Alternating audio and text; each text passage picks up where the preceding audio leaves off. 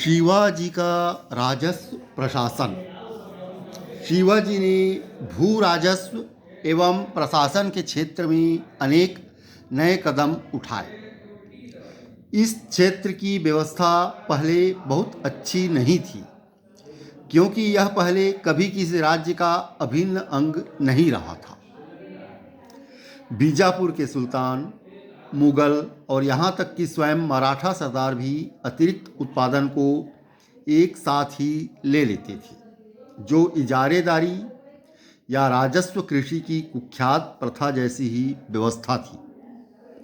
मलिक अंबर की राजस्व व्यवस्था में शिवाजी को आदर्श व्यवस्था दिखाई दी, किंतु उन्होंने उसका अंधानुकरण नहीं किया।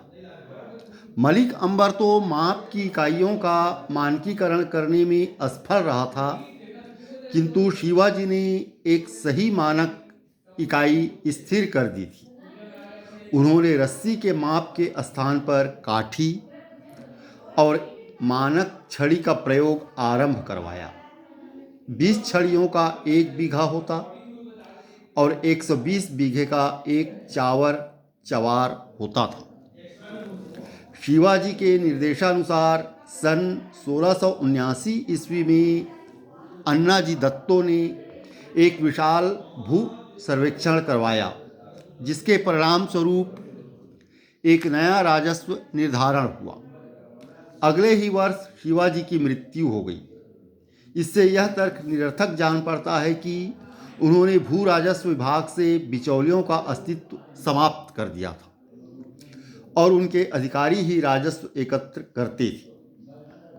कुल उपज का 33% राजस्व के रूप में लिया जाता था, जिसे बाद में बढ़ाकर 40% कर दिया गया। राजस्व नगद या वस्तु के रूप में चुकाया जा सकता था।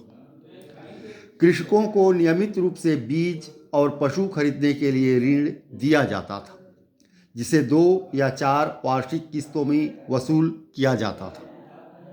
अकाल या फसल खराब होने की आपात स्थिति में उदारतापूर्वक अनुदान एवं सहायता प्रदान की जाती थी।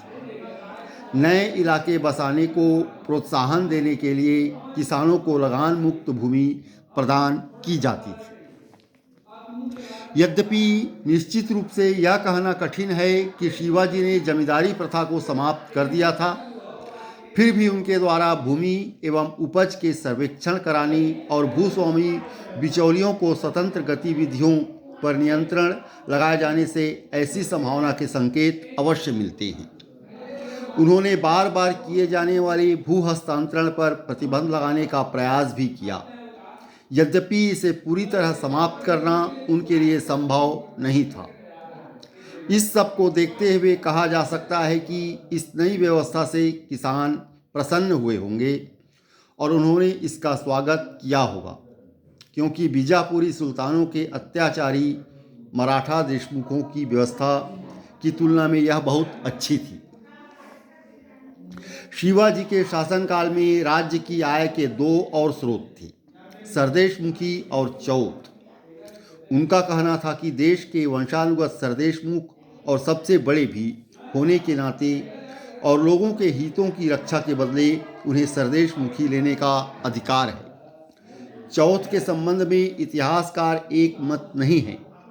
रानाडे के अनुसार यह सेना के लिए दिया जाने वाला अंशदान मात्र नहीं था, जिसमें कोई नैतिक और कानूनी बाध्यता न होती, अपितु बाह्य शक्ति के आक्रमण से सुरक्षा प्रदान करने के बदले लिया जाने वाला कर था।